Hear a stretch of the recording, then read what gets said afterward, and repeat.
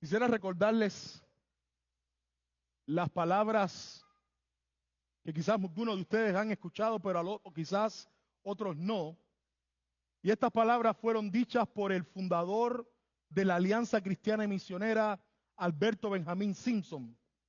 Fueron dichas en el año 1897, cuando dos de las asociaciones para llevar el evangelio hasta lo último de la tierra y para fomentar una vida cristiana en los Estados Unidos, cuando estas dos asociaciones se juntaron en una sola y que se conoce hoy como la Alianza Cristiana y Misionera, en el año 1897, cuando le preguntaron al doctor Alberto Benjamín Simpson qué opinaba de este nombre y de esta unión entre estas dos alianzas, él dijo lo siguiente.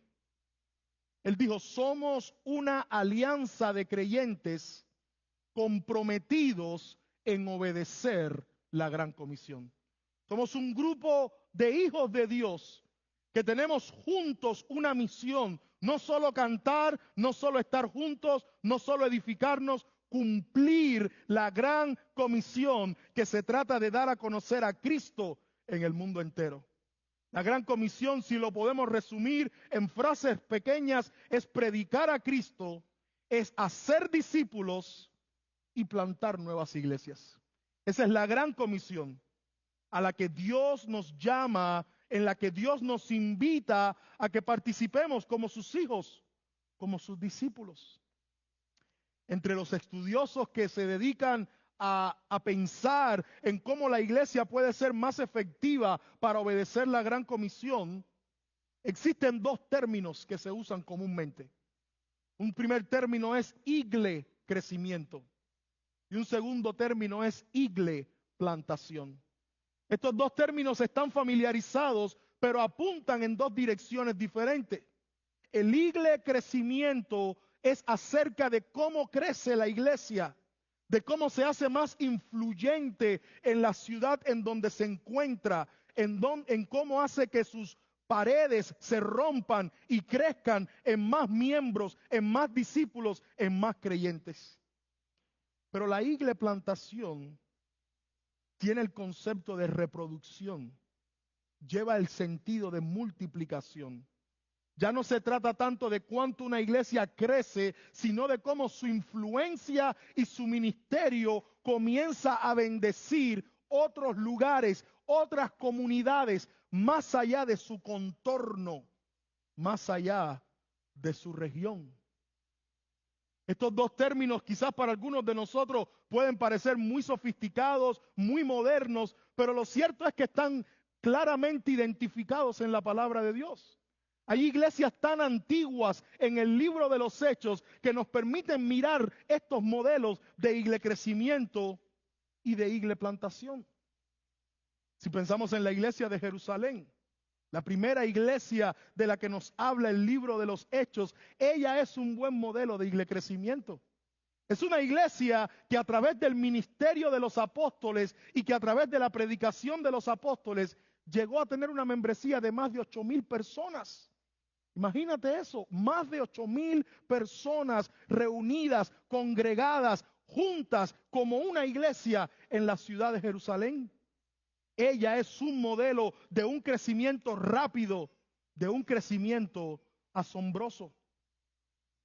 Pero la iglesia en Jerusalén no era perfecta, como Cristo la Roca tampoco. Y una de las cosas que aprendemos de la iglesia de Jerusalén es que aunque creció en membresía y en influencia, no tenía una mentalidad multiplicadora. La iglesia de Jerusalén nunca superó las fronteras geográficas ni las fronteras étnicas. De hecho, lo que leemos en el libro de los Hechos, que es que cuando son obligados a salir de Jerusalén por la persecución, ¿sabe lo que hicieron algunos de estos miembros? Solo le predicaban el evangelio a judíos, y quien no fuera judío, con ellos no compartían el evangelio. Jerusalén es un modelo de una iglesia que crece, que se vuelve influyente, pero que se limita geográficamente a donde está. En el libro de los Hechos tenemos otra iglesia. Una iglesia que quizás no hay mucha información o no es muy popular y pudiéramos perder de vista su importancia, pero es una iglesia extremadamente asombrosa en lo que tiene que ver con influenciar, en lo que tiene que ver con reproducir, en lo que tiene que ver con plantar nuevas iglesias. Es una iglesia que Dios usó para que a través de su ministerio, escuche bien, el mundo entero de aquel momento fuera bendecido. Es una iglesia que con su influencia y con sus vidas no solo bendijeron la ciudad, sino las paredes, más allá de las paredes geográficas en las que estaban. Y esa iglesia, de la cual se habla muy poco en el Nuevo Testamento, es la iglesia de Antioquía.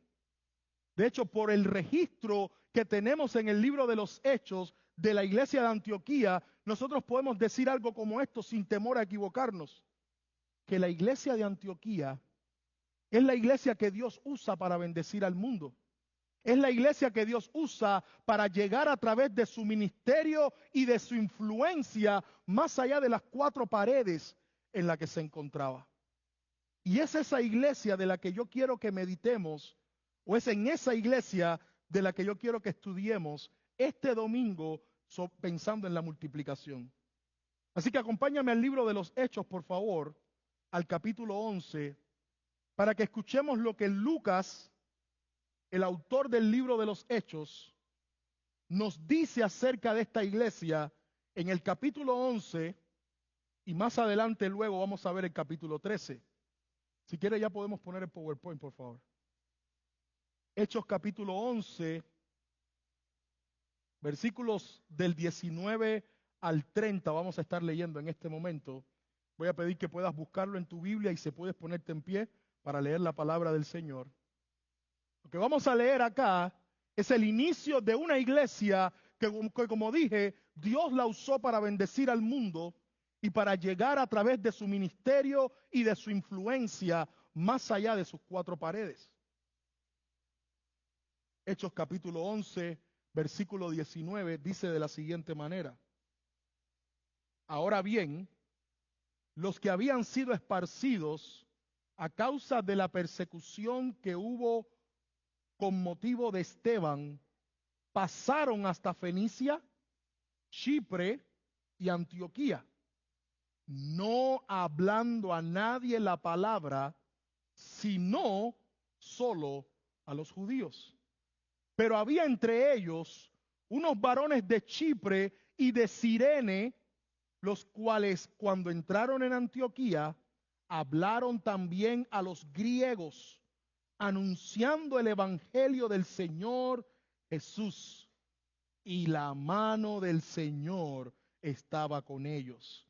Y gran número creyó y se convirtió al Señor. Llegó la noticia de estas cosas a oídos de la iglesia que estaba en Jerusalén y enviaron a Bernabé que fuese hasta Antioquía. Cuando llegó y vio la gracia de Dios, se regocijó y exhortó a todos a que con propósito de corazón permaneciesen fieles al Señor, porque era varón bueno y lleno del Espíritu Santo y de fe, y una gran multitud fue agregada al Señor.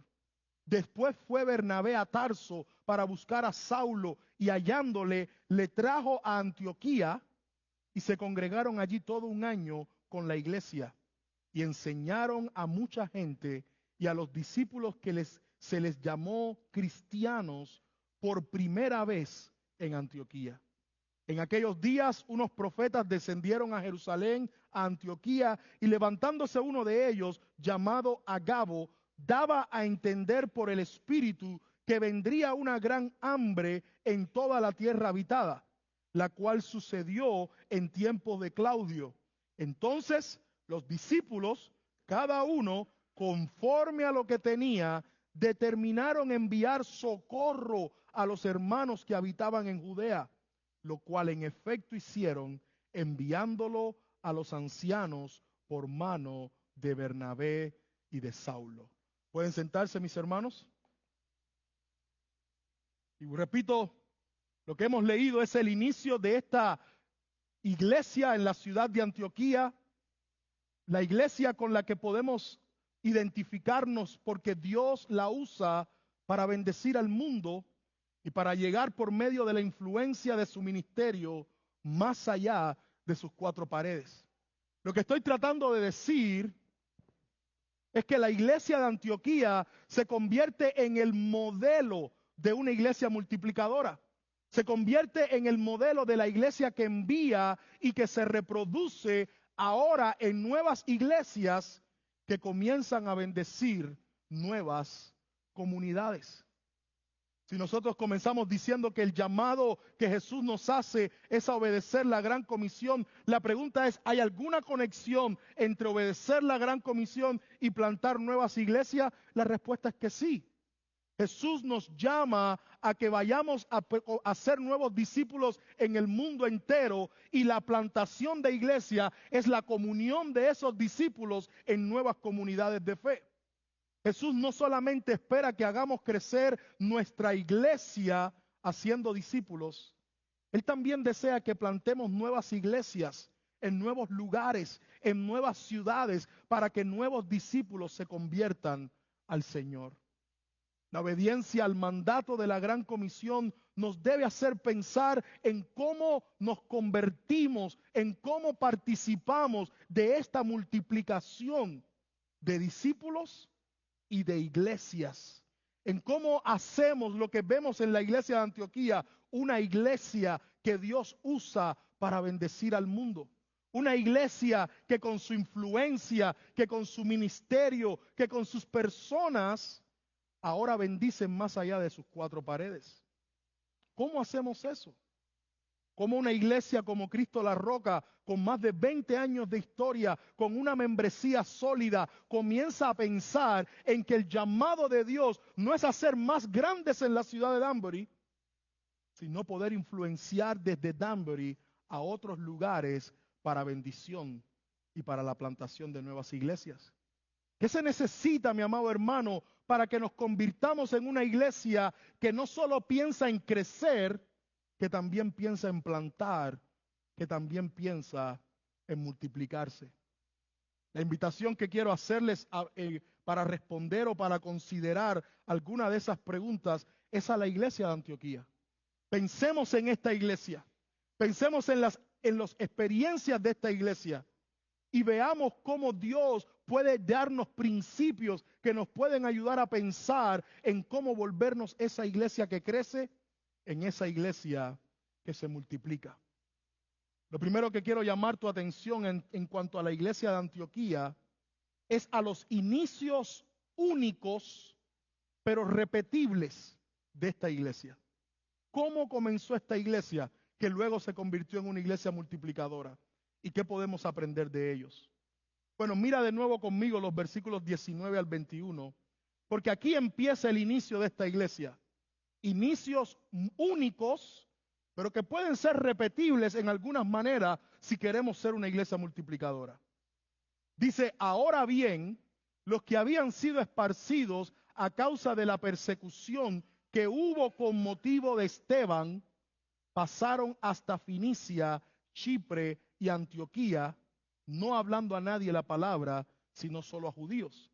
Pero había entre ellos unos varones de Chipre y de Cirene, los cuales cuando entraron en Antioquía hablaron también a los griegos, anunciando el evangelio del Señor Jesús.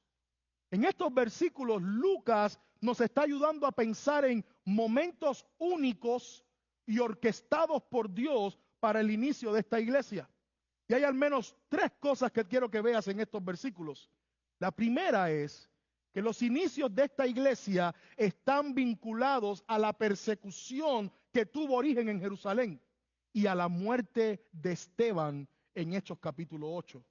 Cuando Lucas comienza diciendo, ahora bien, los que habían sido esparcidos, nos preguntamos, ¿quiénes son ellos? ¿Por qué fueron esparcidos? ¿De dónde fueron esparcidos? Bueno, la respuesta a esas preguntas está en el capítulo 8. En el capítulo 8 se nos dice que Saulo en ese momento está asolando a la iglesia, está persiguiendo a la iglesia. Y el verso 4 dice, pero los que fueron esparcidos iban por todas partes anunciando el evangelio. El inicio de esta iglesia está asociado a eventos traumáticos como la muerte de Esteban, a momentos difíciles como la persecución. Pero es ese escenario el que Dios usa para movilizar a una iglesia en Jerusalén a que lleve el evangelio mucho más allá. Pero tenemos un problema si lo viste en la lectura. Estos judíos que salen de Jerusalén, que ya han escuchado acerca de Jesucristo, que ya han comenzado a creer en Jesucristo, eran tan... Estoy tratando de usar la palabra correcta, pero no quiero que sea peligrosa. Pero estaban tan comprometidos con su raza, estaban tan comprometidos con su cultura, que creían que el evangelio era exclusivo para los que fueran como ellos. En otras palabras, racismo. Ellos entendían que quizás no era el momento o no eran dignos todavía de que los gentiles escucharan el evangelio. Así que esta iglesia está conectada en su inicio a la persecución, al martirio. Pero ahora leemos en el versículo 20 otro evento importante en el inicio de esta iglesia. Pero había entre ellos, entre esos judíos racistas, entre esos judíos amorosos de sus tradiciones, entre esos judíos que no estaban dispuestos a romper barreras culturales, había entre ellos unos varones de Chipre y de Cirene, los cuales cuando entraron en Antioquía hablaron también a los griegos, anunciando el evangelio del Señor Jesús. ¿Qué es lo segundo importante en estos inicios de esta iglesia? Que está vinculada a la predicación valiente, intrépida de un grupo de creyentes que rompieron las barreras étnicas y comenzaron a predicarle a quienes, a aquellos que ni siquiera tenían una raíz o una herencia judía. Esta iglesia nace como resultado de la persecución. Esta iglesia nace como resultado de creyentes que rompen las barreras sociales, étnicas, para predicar el mensaje del evangelio. ¿Y cuál es el fruto de esto? Mire lo que dice el versículo 21. Así es como Lucas nos quiere dejar saber la aprobación y la bendición de Dios sobre estos creyentes. Y la mano del Señor estaba con ellos. ¿Por qué esta frase es importante, hermanos? Porque esta frase quizás Lucas la está tomando prestada del Antiguo Testamento. Esta frase de la mano del Señor nos hace pensar en las cosas que Dios prepara, en las cosas que Dios orquesta, pero también en las cosas que Dios bendice. Esa es la frase que usa el libro de Esdras y el libro de Nehemías cuando estos hombres se están preparando para cumplir el propósito de Dios y para guiar al pueblo de regreso a Jerusalén. Así que cuando el pueblo de Dios se envuelve en hacer los propósitos de Dios, puede confiar en que la mano de Dios los está bendiciendo. Puede confiar en que la mano de Dios los está protegiendo y los está aprobando. Estos eventos son únicos. No es así como toda iglesia comienza. No toda iglesia comienza como resultado de una persecución. No en toda iglesia en sus comienzos hay que romper estas barreras culturales. Eso no es a lo que estamos diciendo que debemos replicar de esta iglesia de Antioquía. Pero ¿sabes qué? Estos eventos y esta experiencia única en la iglesia de Antioquía dio como fruto lo que hoy nosotros llamaríamos la primera iglesia multiétnica y la primera iglesia multicultural. Yo sé que esos son dos términos que usamos mucho en el mundo de hoy, pero ya desde el primer siglo esta se convirtió en una iglesia multiétnica. ¿Por qué multiétnica? Porque todos no eran judíos y gentiles. Venían de diferentes trasfondos. No todos venían de Jerusalén. Algunos venían de diferentes regiones. ¿Por qué era multicultural? Porque no todos venían con el mismo background o el mismo trasfondo. Había una diversidad asombrosa, pero al mismo tiempo preciosa en la vida de esta iglesia. Y eso también lo podemos confirmar en el capítulo 13. En el capítulo 13, versículo 1, se nos habla del liderazgo que tenía esta iglesia. Un liderazgo compuesto por profetas y maestros. Y escuche bien, la palabra profeta aquí no son adivinos del futuro.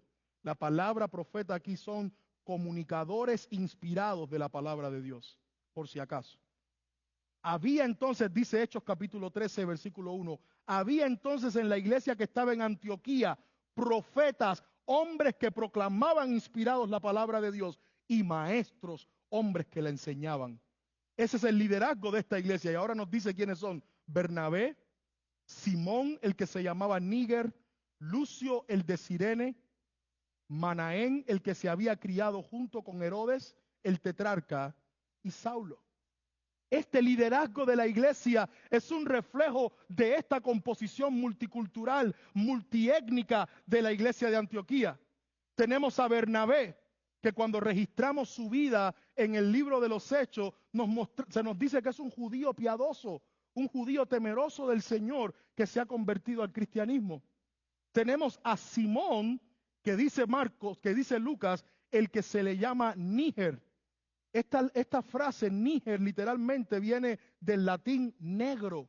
Y lo que está diciendo es que este hombre probablemente era del norte de África y era de piel morena. Lucio de Cirene también Cirene era una colonia griega al norte de África, por lo cual este tampoco era un judío de origen en Jerusalén. Nos habla de el siguiente nombre que aparece aquí, Manaén, el cual fue criado junto con Herodes el tetrarca, alguien que creció en el palacio con el rey Herodes, pero que ahora es parte del liderazgo de la iglesia y participa en ella.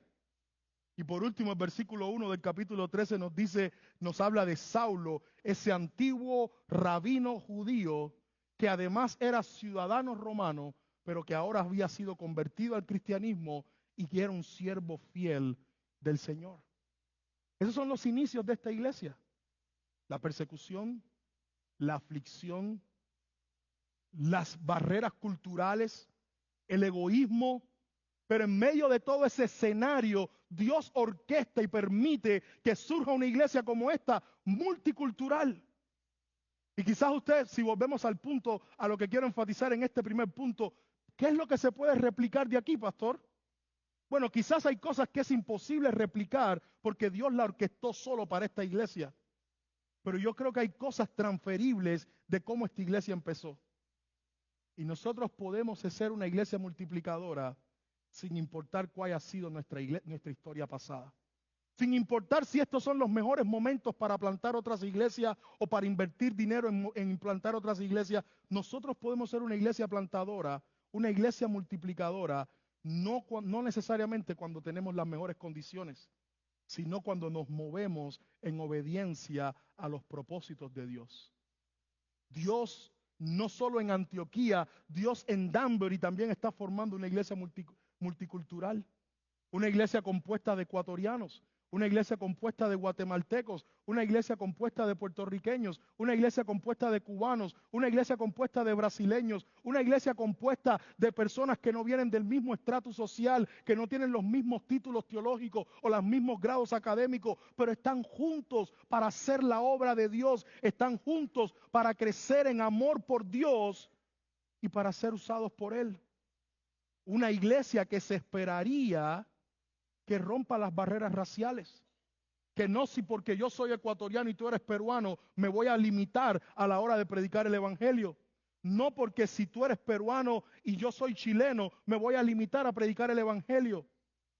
Una iglesia que rompería los moldes raciales y culturales, no porque no te ves como yo, o porque no te vistes como yo, o porque no manejas el carro que yo manejo. Una iglesia que no mira esos aspectos terrenales, sino que mira la condición del corazón, que todos necesitan escuchar en Jesucristo a un Salvador.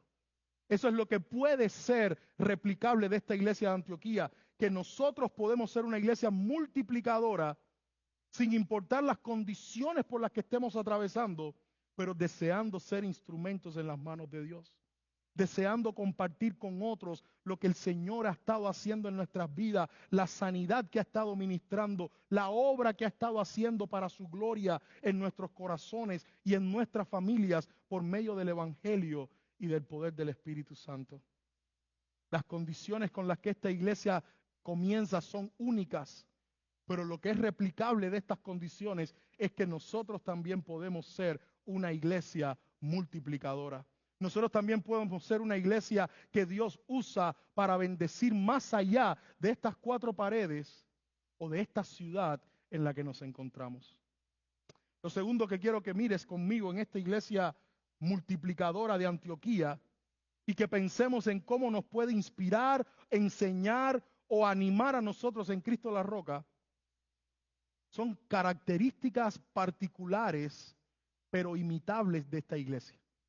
Creo que cuando Lucas nos narra acerca de esta iglesia, es muy enfático en cosas que él quiere que veamos, en características exclusivas de esta iglesia que él quiere que las miremos, pero yo esperaría que también las imitemos. Hay al menos 3 características en los versículos del capítulo 11 y capítulo 13 sobre esta iglesia que yo quiero resaltar.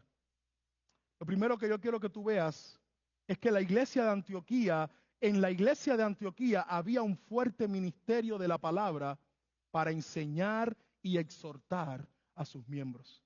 Piensa en eso.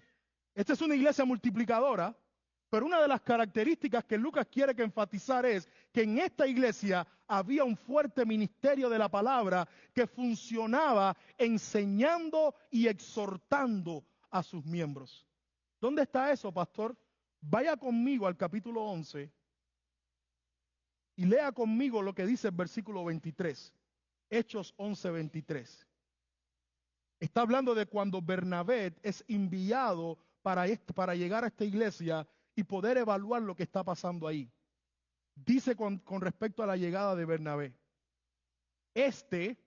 Cuando llegó y vio la gracia de Dios, se regocijó. ¿Y ahora qué dice? Y exhortó a todos a que con propósito de corazón permaneciesen fieles al Señor. Lo que nosotros leemos en este versículo, la exhortación de Bernabé a la iglesia, añadámosle también ahora lo que leemos en el versículo 26. En el versículo 26 nos dice que Bernabé salió a buscar a alguien más capacitado o a alguien más útil para que se uniera a su equipo y viniera a hacer una bendición a esta iglesia, Saulo de Tarso. Y cuando juntos llegan a la iglesia, dice, versículo 25, después fue Bernabé a Tarso para buscar a Saulo y hallándole, le trajo a Antioquía y se congregaron allí todo un año con la iglesia y enseñaron a mucha gente. Tenemos a Bernabé exhortando a la iglesia, tenemos a Pablo y Bernabé como un equipo enseñando ahora a la iglesia. Y leímos en el capítulo 13, versículo 1, no sabemos cuánto tiempo pasó desde el capítulo 11 hasta el capítulo 13, pero probablemente haya pasado algún tiempo, porque ahora ya no son solo Pablo y Bernabé los líderes y maestros de la iglesia, ahora hay un cuerpo de liderazgo que se dedica y que se compromete con la palabra de Dios, porque la proclaman y la enseñan. Eso es lo que significa profeta, alguien que proclama, que anuncia la palabra de Dios, y maestro, alguien que la enseña. Así que mi amado hermano, lo que leímos en el versículo 23, lo que leímos en el versículo 26, lo que leímos en el capítulo 13, lo único que nos está diciendo es que había un compromiso, había una dedicación de esta iglesia para conocer y para ministrar la palabra de Dios. Y eso es un buen ejemplo, o eso es una buena característica que nos ayudaría en convertirnos en una iglesia multiplicadora. Una iglesia multiplicadora es la que está comprometida a conocer a Dios por medio de su palabra. Es la que está comprometida, es la que tiene un fuerte liderazgo y un ministerio de la palabra que está tanto exhortando como enseñando a sus miembros para edificación de la iglesia. Esta iglesia tenía un fiel y balanceado ministerio de la palabra. Había enseñanza, pero también había exhortación. Sí, mi amado hermano, en ocasiones, debido a nuestra ignorancia, debido a nuestro pecado, debido a nuestra falta de conocimiento, debemos ser instruidos en la palabra de Dios. Debemos ser enseñados en lo que Dios dice, en lo que Dios quiere, en lo que Dios anhela para nosotros. pero en otras ocasiones debemos ser exhortados a vivir y permanecer de acuerdo a esa verdad que se nos ha enseñado en la palabra. ¿Cuánto nos gusta que nos enseñen? ¿Cuánto nos molesta que nos exhorten? La exhortación ese es el ruego que a veces anima y consuela, pero que a veces corrige y amonesta. Y ambas cosas eran necesarias por medio del ministerio de la palabra para que la iglesia fuera edificada y se convirtiera en una iglesia saludable y multiplicadora que iba a bendecir más allá de sus cuatro paredes. Una idea nada más de la eficacia del ministerio de la palabra de esta iglesia la encontramos en la segunda parte del versículo 26. ¿Cómo sabemos que esta característica del ministerio de la palabra de esta iglesia es algo que debemos imitar? Bueno, por el fruto en la vida de los creyentes de esta iglesia. ¿Qué pasó en la vida de los creyentes de esta iglesia que estaban llenos de hombres y de mujeres que enseñaban y exhortaban con la palabra? Mira lo que dice versículo 26 en la segunda parte. Y a los discípulos, se les llamó cristianos por primera vez en Antioquía. Yo lo he dicho otras veces, la palabra cristiano aparece solo 3 veces en todo el Nuevo Testamento. Y esta es una de ellas. Pero lo que está tratando de comunicarnos Lucas aquí es esto. En primer lugar, esto hoy para nosotros debería ser un orgullo que se nos llame cristiano. Pero usted leyó bien el texto. No dice que ellos se autoproclamaron cristianos. No dice que ellos dijeron, llámennos cristianos. Dice que las personas de esta ciudad de Antioquía, cuando comenzaron a ver a este grupo que se reunía para escuchar la palabra de Dios, que eran enseñados y exhortados para vivirla conforme a la palabra de Dios, comenzó a llamarles cristianos. Y yo creo que nosotros estamos muy familiarizados con esta palabra cristianos. Pero cristiano significa alguien que pertenece a Cristo, literalmente. De hecho, quizás no te habías dado cuenta antes, pero en el Nuevo Testamento se nos habla de los herodianos. Los herodianos son personas que pertenecían al partido de Herodes y se estaban vinculados con él. Ese es el mismo punto aquí. Cristianos son personas que están identificadas con la figura, con la persona de Jesucristo y por ende son asociados con él. El ministerio de la enseñanza y la exhortación de esta iglesia hacía 2 cosas. Hacía que personas aprendieran cómo amar y vivir para Dios y cómo corregir sus vidas pecaminosas para estar más identificados con Dios. Y el fruto de ese ministerio, ¿sabe qué es? Una comunidad que decía, esa gente tiene que estar identificado con ese que se llamaba Cristo, porque sus vidas reflejan lo que Él es. Sus enseñanzas y su manera de pensar reflejan lo que Él es. Mi amado hermano, deberíamos estar identificados con Cristo hoy en la mañana en la iglesia, pero deberíamos estar identificados con Cristo mañana en nuestro lugar de trabajo. Deberíamos estar identificados con Cristo a solas en nuestra habitación con nuestro esposo y con nuestra esposa. Deberíamos estar identificados con Cristo en el chat que estamos manejando en el internet. Deberíamos estar identificados con Cristo y pertenecer a Cristo en todo lo que hacemos. ¿Y sabes cómo lo logramos?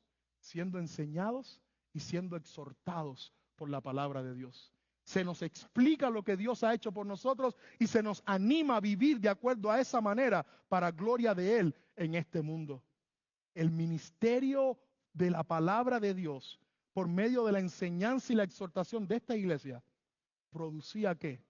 Creyentes identificados con Cristo, creyentes que vivían ahora para Cristo en la vida diaria y en su comunidad. La segunda característica en estos versículos que quiero que veas conmigo de esta iglesia, que puede ser una característica de alguna manera imitable para nosotros, es la generosidad de esta iglesia. En los versículos del 27 al 30, si le pusiste cuidado a tu lectura, se dice que vinieron algunos profetas de Jerusalén a visitar esta iglesia de Antioquía. y que algunos de ellos, por esa obra del Espíritu Santo, se le anunció o se le anticipó que estaba por venir un tiempo de hambruna, un tiempo de necesidad para toda la tierra y para Jerusalén. Y lo que yo quiero que llamar tu atención aquí es qué decidió hacer esta iglesia cuando escuchó acerca de esto.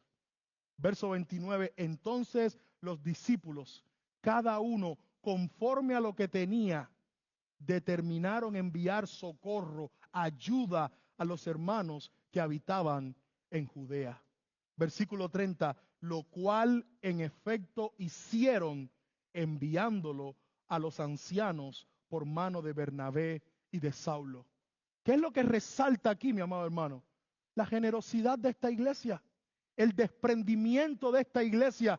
El tiempo, si leíste bien, el tiempo de hambruna iba a venir para toda la tierra. Ellos también iban a tener que pasar por escasez, ellos también iban a tener que pasar por necesidad, pero ellos priorizaron bendecir y suplir a sus hermanos en Jerusalén, que quizás iban a tener más necesidad que ellos, que quizás iban a pasar por más dificultad que ellos. Así que esta generosidad espontánea de esta iglesia en Antioquía es la que después los va a preparar para dejar ir a sus líderes.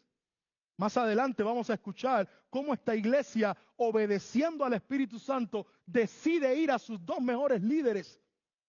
Pero esta generosidad que permite que sus líderes sean enviados a la obra misionera, empieza expresada en este momento con la iglesia en Jerusalén. Iglesia Cristo de la Roca, nosotros nunca vamos a poder ser una iglesia multiplicadora si primero no somos una iglesia generosa.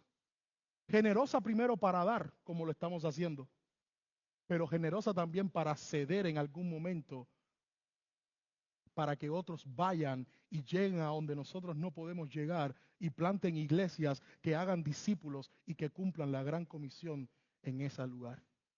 Si nosotros somos una iglesia egoísta, que solamente quisiéramos quedarnos con el pastor que tenemos o con los líderes que tenemos y no estamos dispuestos a entregarlos a ellos para que lleven a hacer la obra de Dios en otro lugar, en otro momento, en otra ciudad, en otras condiciones, lo que significa es entonces que estamos más preocupados por lo que estamos haciendo aquí que por la obra que Dios quiere hacer mucho más allá.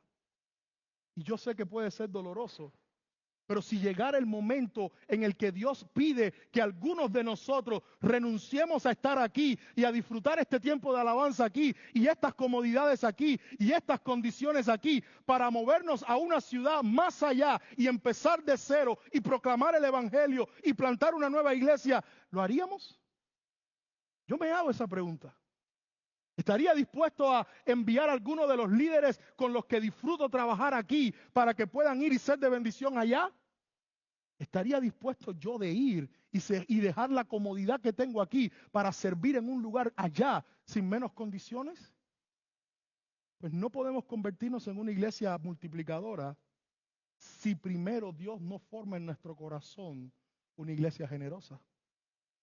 Y aquí le digo algo como pastor.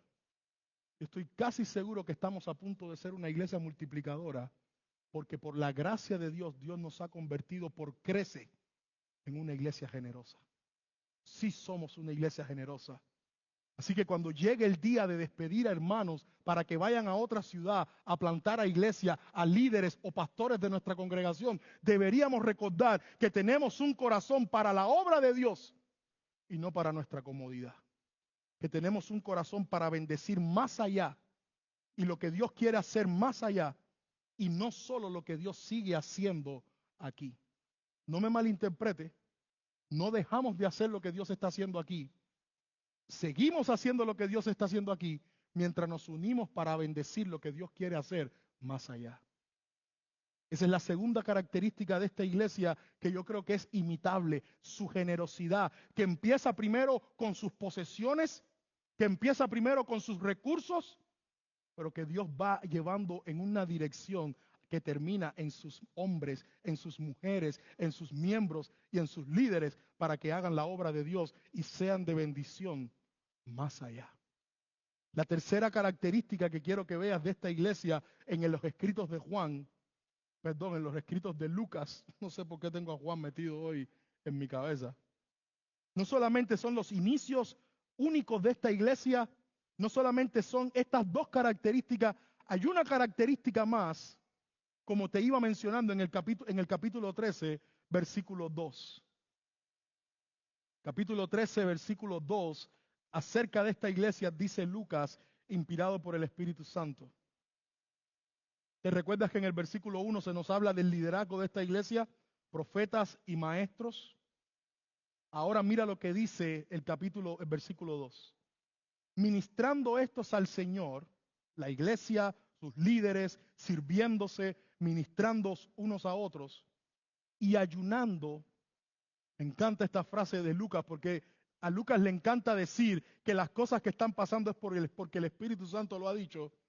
Y yo voy a hacer un paréntesis aquí. Muchas veces leo el libro de los Hechos y yo le digo al Señor, pero ¿por qué no dijiste cómo fue que lo dijo? Porque eso hubiera ayudado cantidad. No solamente saber que lo dijo el Espíritu Santo, sino cómo lo dijo. Porque eso entonces nos quitaría mucho peso hoy para poder saber cómo escuchar la voz de Dios. Pero Lucas solamente nos dice y nos asegura que estas cosas que han estado pasando han sido por la voluntad de Dios y la dirección del Espíritu Santo. Así que Lucas dice que ministrando estos al Señor y ayunando, dijo el Espíritu Santo, apartadme a Bernabé y a Saulo para la obra a la que los he llamado. ¿Te recuerdas quiénes empezaron en el versículo 11 enseñando en la iglesia por un año? Bernabé y Saulo. Así que probablemente estos son los líderes más importantes de la iglesia y el Espíritu Santo está diciendo, es a ellos a los que lo quiero. Y es a ellos a los que quiero apartados para la obra que yo voy a hacer. ¿Cómo responderá esta iglesia? Yo sé que quizás ya usted leyó el versículo 3, pero pare un momentito ahí y piense por un momento, ¿cómo respondería nuestra iglesia si Dios dice, ahora el pastor que han tenido por 5 años y que Dios ha usado para bendecirles, ahora tiene que ser movido para que sirva al Señor y para que bendiga en otro lugar lo que yo quiero hacer? ¿Cómo responderíamos? ¿Cómo lo haríamos? ¿Cómo responderíamos si Dios toma a hombres que nos bendicen y mujeres que nos bendicen de nuestro grupo de alabanza y nos dice, deben de enviarlos para la obra que yo tengo para ellos, pero no en Danbury, sino en Brewster, pero sino en Waterbury, sino en New Milford? ¿Cómo responderíamos? ¿Cómo responderíamos si Dios nos dice, tienes que tomar de los ancianos que tienes y compartirlos con otras iglesias como New Britain o otros lugares para que ellos sean de bendición allí? ¿Cómo responderíamos? Eso significa entonces que solo haber comenzado a ser una iglesia generosa, bíblica, comprometida con Dios, nos llevará entonces a ser una iglesia multiplicadora. Porque la multiplicación duele, hermanos. La multiplicación duele, pero la multiplicación bendice. Bendice más allá. Versículo 3, entonces, habiendo ayunado y orado, o estar seguro que es el Señor el que lo está haciendo, les impusieron las manos y los despidieron. Esta iglesia, y esta es la tercera característica de esta iglesia de Antioquía, que puede ser, vamos al punto ahí para explicar aquí, que puede ser, el punto 2. Esta es la tercera característica de la iglesia de Antioquía que debe ser imitable por Cristo la Roca si quiere convertirse en una iglesia multiplicadora. No solamente fomentar un ministerio fuerte de la palabra que enseña y exhorta. No solamente ser una iglesia generosa que ya da para la obra de Dios y para las misiones. Y Cristo la Roca también como Antioquía debería convertirse en una iglesia sensible y comprometida con el plan de Dios de hacer avanzar su reino en este mundo. ¿Usted escuchó bien? Porque yo se lo dije al principio, la mayoría de nosotros venimos a la iglesia pensando en cómo Dios puede ayudarnos en nuestra necesidad. Pero muchas veces Dios está pensando en cómo tú te vuelves en su respuesta para la necesidad de otros. ¿Cuántos de nosotros hemos llegado hoy diciendo, y no estoy diciendo que está mal, Señor, yo vengo hoy quebrantado, yo vengo hoy herido, yo vengo hoy roto, y yo necesito que tú me hables y que tú me bendigas? Eso está bien. Pero cuando tú pasas toda la vida viniendo así a la iglesia, tú perdiste algo. Y es que Dios también quiere que tú te conviertas en su respuesta de bendición para el corazón roto y quebrantado del que está a tu lado, del que está allá afuera, del que está lejos. Tú eres la respuesta de Dios para otros mientras buscas tus respuestas en Dios. Tú eres el instrumento de Dios para otros mientras Dios te repara a ti por la obra de su Espíritu Santo y de su palabra. Dios nos llama a ser una iglesia sensible y comprometida, no con sentirnos bien, sino con el plan de Dios. ¿Cuál es el plan de Dios, mi amado hermano? El plan de Dios de hacer avanzar su reino en este mundo.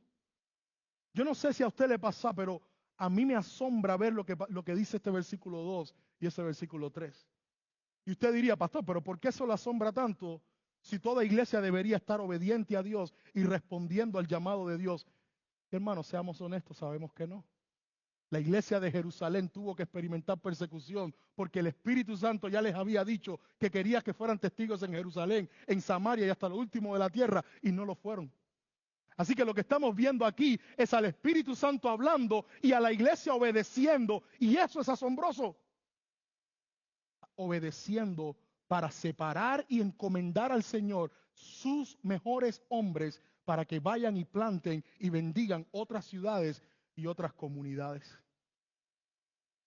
La iglesia no solo afirmó lo que el Espíritu Santo dijo, la iglesia obedeció y encomendó a estos dos hombres a la tarea misionera, a la proclamación del Evangelio y a la plantación de nuevas iglesias que el Espíritu Santo ordenó. Esto es lo que yo quiero que tú puedas pensar en un momento. Dios te está invitando a que te añadas a su plan, no a que Él se añada al tuyo. Amado hermano, Dios nos invita a unirnos a su plan, no Él al de nosotros. Señor, yo quiero una casa más grande, yo quiero un carro más grande, yo quiero un trabajo mejor, yo quiero vivir más cómodo, yo no quiero problemas. Ese es tu plan. Y tú estás pidiéndole a Dios que Él venga y se limite a tu plan cuando Dios te creó para que tú seas parte del suyo. ¿Y cuál es el plan de Dios? El que anunció en Génesis 3:15 que la simiente de la mujer iba a aplastar a la cabeza de la serpiente. ¿Cuál es el plan de Dios? El que anunció en las promesas a Abraham en Génesis 12:3, la bendición de todas las familias de la tierra. ¿Cuál es el plan de Dios? El que anunció a Isaías y a Habacuc, la tierra será llena del conocimiento de la gloria de Jehová, como las aguas cubren la mar. ¿Cuál es el plan de Dios? El que le dijo a sus discípulos en Hechos 1:8, pero recibiréis poder cuando haya venido sobre vosotros el Espíritu Santo y me seréis testigos en Jerusalén, en Judea, en Samaria y hasta lo último de la tierra. Ese es el plan de Dios.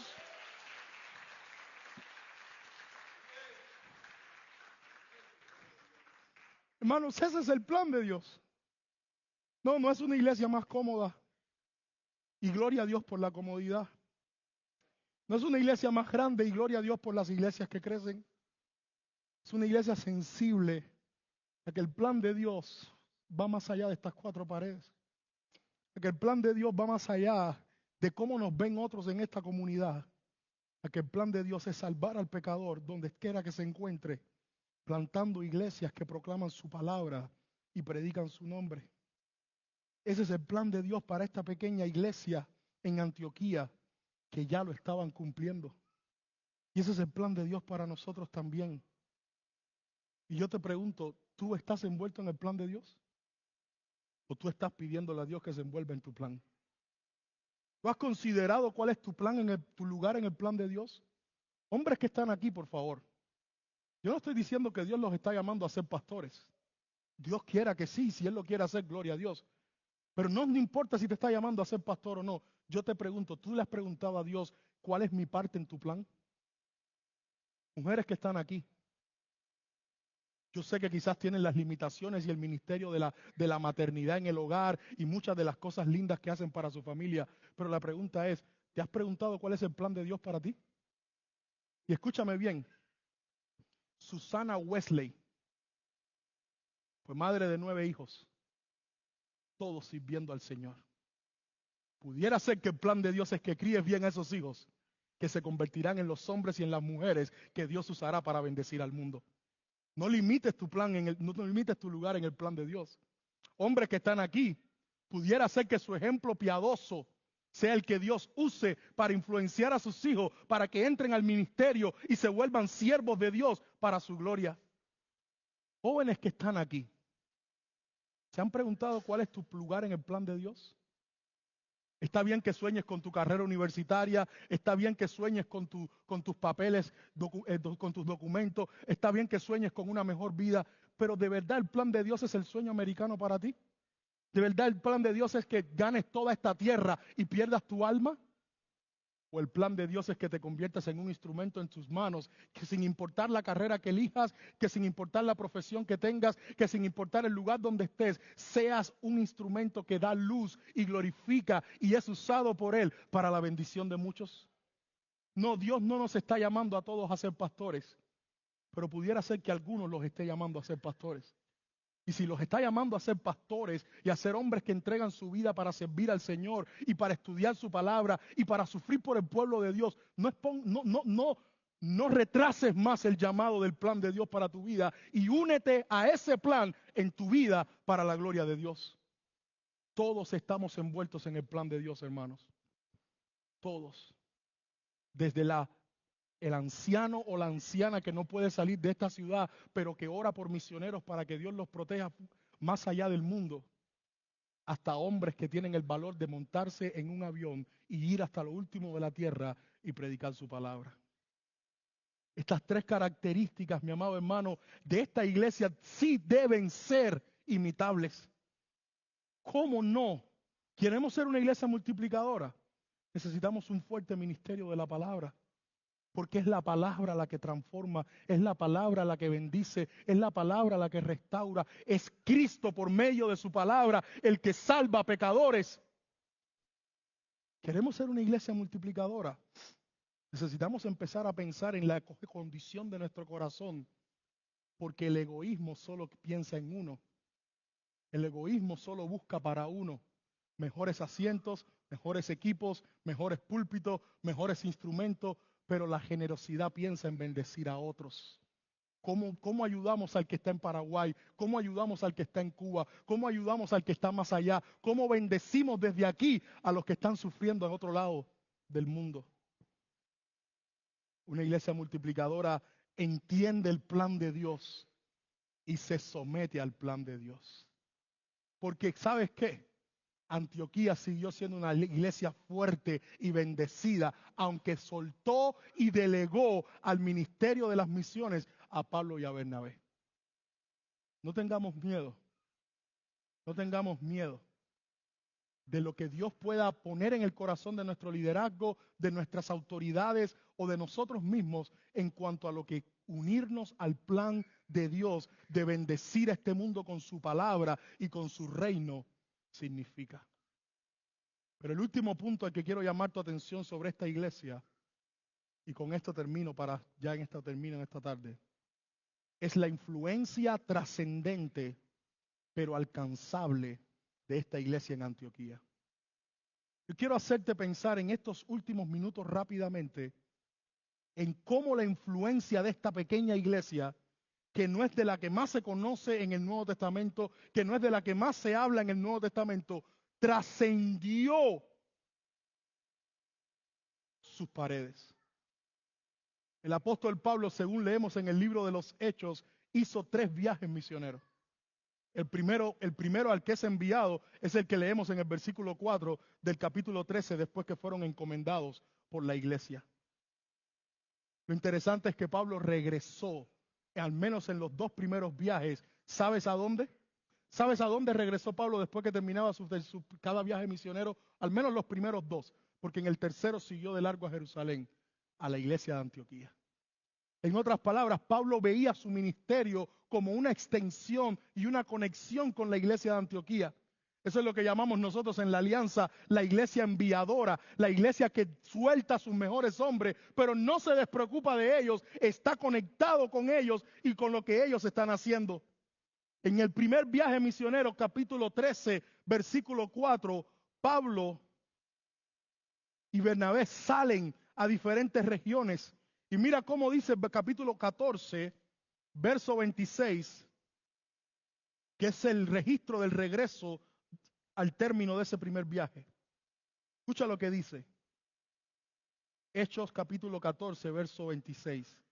De allí, de la última ciudad, navegaron a Antioquía, desde donde habían sido encomendados a la gracia de Dios para la obra que habían cumplido. Cuando terminaron su primer viaje misionero, ¿a dónde vamos? A nuestra iglesia, a nuestros hermanos.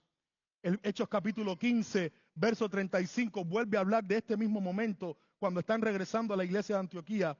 Hechos 15, 35 dice, y Pablo y Bernabé continuaron en Antioquía enseñando la palabra del Señor y anunciando el evangelio con otros muchos. Regresan a Antioquía y regresan a unirse a la vida de la iglesia para bendecirla. Ahora, ¿por qué te quiero hacer pensar en la influencia de esta iglesia a través del ministerio del apóstol Pablo?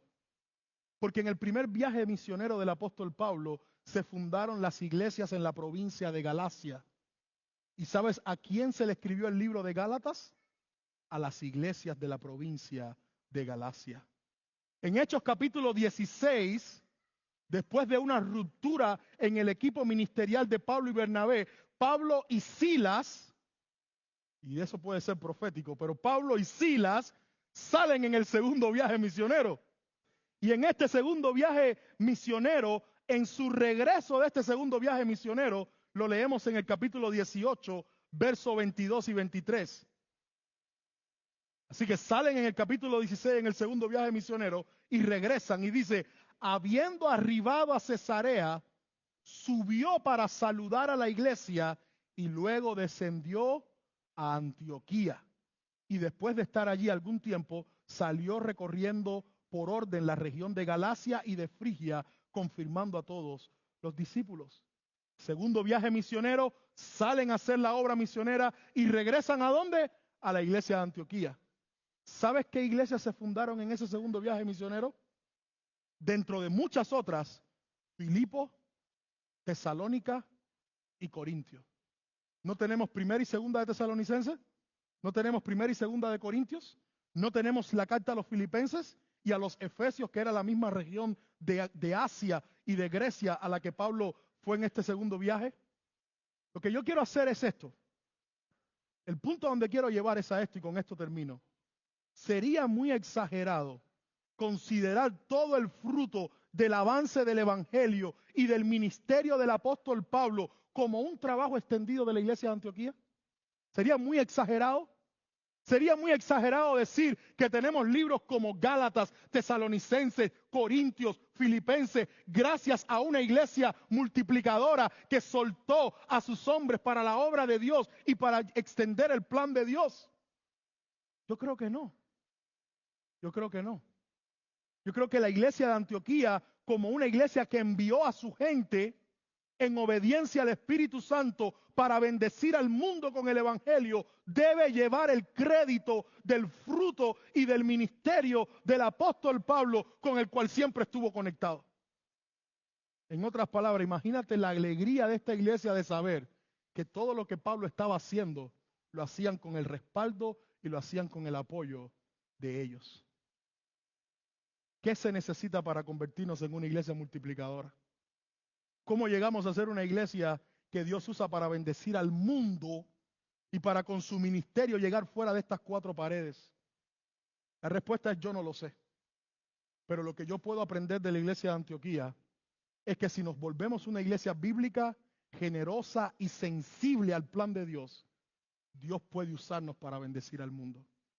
Dejemos que Dios lleve nuestra influencia, nuestro ministerio, nuestras vidas más allá de esta ciudad, más allá de estas cuatro paredes. Sigamos siendo de bendición aquí, pero esperemos volvernos una bendición más allá. Volvámonos una iglesia que crece, pero que también se multiplica. Una iglesia que bendice, pero que también es bendecida. Volvámonos una iglesia multiplicadora.